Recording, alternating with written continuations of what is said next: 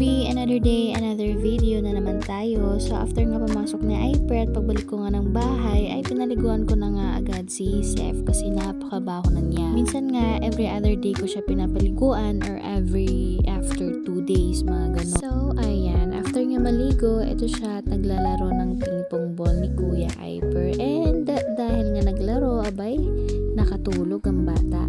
So habang natutulog nga si Seth dito, ako naman ay nagpapainit ng aking panligo. At habang ako ay nagpapainit ng aking panligo, ako ay nagkape. Opo, para magising ang aking diwa. So ayan, fast forward nga tayo. So nakarating na nga ako dito sa may Magsaysay Auditorium at nabutan ko nga yung mga ibang students na pinipresent yung mga research nila. So nga lang, yung mga kasama ko, hindi ko nga naabutan. Nauna na silang nag-present kanina. But anyways, ang importante naman ay nandun ako para magbigay suporta sa kanila. Cherries. So habang naghihintay nga, eto naman at may pa-free coffee sila, kaya naman nagkape nga muna kami ni Kalista. So pagkatapos nga ng mga first batch na nag-present ng kanilang mga research, eto na nga at nag-lunch nga muna ang aming mga panelists at mga estudyante. So babalik nga ng 1 p.m. So ako naman o yung mga kagrupo namin o yung mga ibang 4th years hindi na bumalik kasi tapos naman na kaming mag-present ng mga research namin.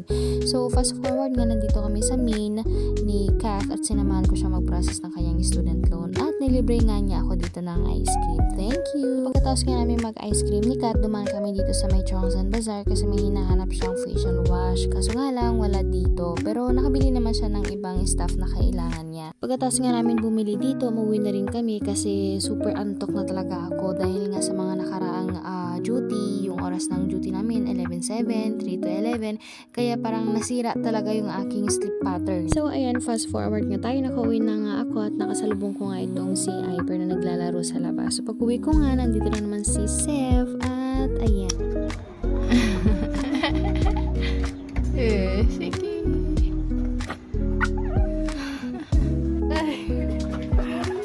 Tara na, pasok na, pasok. Pasok. Sus. Ay, chika. Hi, baby. Alas 4 na nga ako ng hapon nakauwi kanina. Kaya after ko magpalit, humiga na nga ako para makatulog. And nakatulog naman ako ng mga 2 oras. And that's all for today. Bye.